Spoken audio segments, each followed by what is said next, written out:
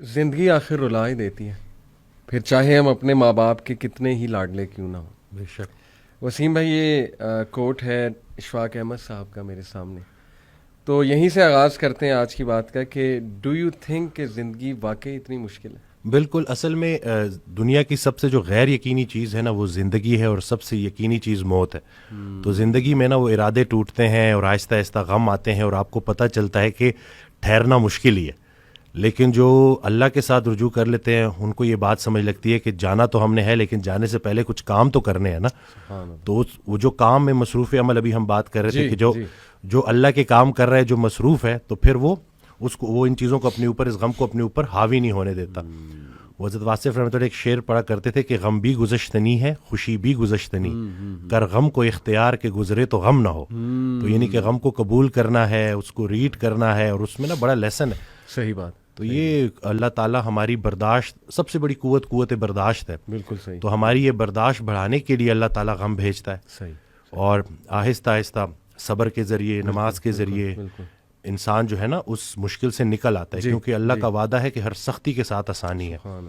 تو سختی کے بعد آسانی ہے، اور اکثر لوگ جو نا امید ہو جاتے ہیں نا، تو اللہ کی رحمت سے نا امید ہونا اصل میں اپنے مستقبل سے نا امید ہونا ہے۔ تو جب آپ اللہ سے پر امید رہتے ہو، ہوپ فل رہتے ہو، تو پھر وہ دن خیر سے گزر جاتے ہیں۔ کیا بات۔ وسیم بھائی، اگر ہم دنیا پہ نظر دوڑائیں، ایسے ایسے غم ہے نا، یعنی لوگوں کی جب سٹوریز سنتے ہیں، اور اوور آل ورلڈ میں دیکھ لیں آپ، اور جو ہسٹری میں پاسٹ میں ہوا ہے، مطلب ایسے ایسے غم آپ کو نظر آئیں گے نا کہ انسان رو پڑتا ہے کہ یار واقعی دنیا میں بڑا غم ہے۔ لیکن اگر ہم یہیں پہ رک جائیں نا کہ بس دنیا میں بڑا غم ہے، زندگی بہت مشکل ہے، تو پھر تو ہوپ لیسنس ہے، پھر تو جو ہے نا وہ ایک ڈارکنس ہے، ایک اندھیرا ہے۔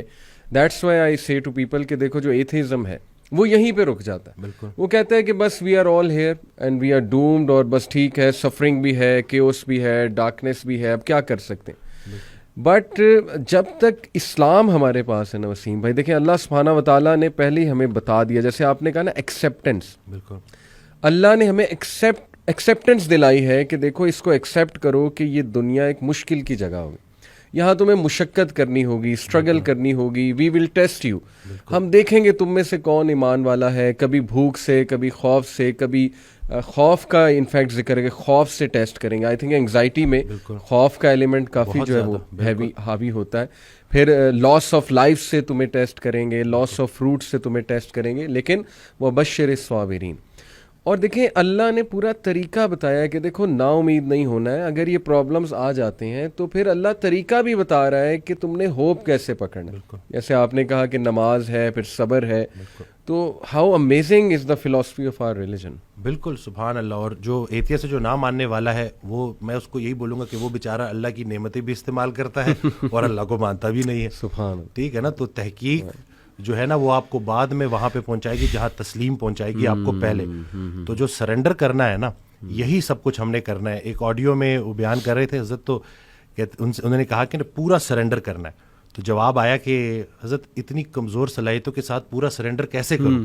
تو انہوں نے کہا کہ تم پورا سرنڈر کرو، تمہاری صلاحیتیں بھی پوری ہو جائیں گی۔ سبحان اللہ۔ تو یہ ہے کہ جب آپ پورا سرنڈر کرتے ہو نا، یہ جو اپنی کارسازی نکالو گے تو کارساز کی کارسازی سمجھ آئے گی نا۔ تو یہ جو اللہ ہے نا، یہ ہمارے ارادوں کو توڑتا ہے، اور نہیں آتی کوئی پریشانی اس وقت تک جب تک وہ بڑی پریشانی کو ٹالنے نہ آئی ہو۔ وہ ایک واقعہ سناتے تھے کہ ایک بندہ ایک اللہ والے کے پاس جاتا ہے اور کہتا ہے کہ میرا مکان نہیں بک رہا، تو دعا کریں۔ تو انہوں نے کہا کہ نہیں، تمہارا مکان نہیں بکے گا، جاؤ۔ تو وہ بڑا پریشان ہوتا ہے، پھر دوبارہ جاتا ہے، کہتے ہیں کہ آپ دعا کریں، کہتے چلو میں دعا کر دیتا ہوں۔ وہ مکان بک جاتا ہے۔ تو وہ اس اللہ والے کے پاس جاتا ہے اور اس سے پوچھتا ہے کہ آپ جب میں پہلی دفعہ آیا تو آپ نے کہا کہ مکان نہیں بکے گا، صحیح، اور جب دوسری دفعہ آیا تو آپ نے کہا کہ بک جائے گا۔ تو کہتے ہیں کہ پہلی دفعہ جب تم آئے تھے تمہارا ماتھا روشن لگ رہا تھا، صحیح، تمہارے ماتھے پہ خوش قسمتی کے آثار تھے۔ سبحان۔ دوسری دفعہ جب تم آئے تو تمہارے ماتھے سے بدقسمتی کے آثار آ رہے تھے، کیونکہ بڑا بدقسمت ہے وہ انسان جس کی زندگی میں اس کا گھر بک جائے۔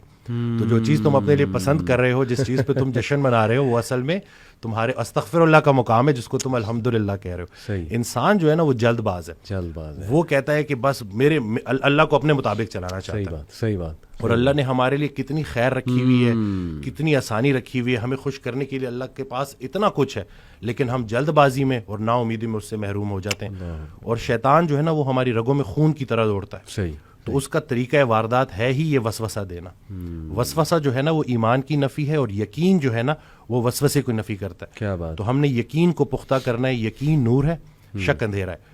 تو اسی طرح سے یہ وسوسے کے اوپر سوال کیا گیا تو حضرت کہتے ہیں کہ میرا اللہ پہ یقین بے گماں ہے جو علم بن گیا. تم بھی وہ یقین پیدا کر لو, تمہیں بھی علم مل جائے گا. زبردست. تو یہ جو شک ہے نا وسوسہ, یہ آج کل بڑا کامن ہے.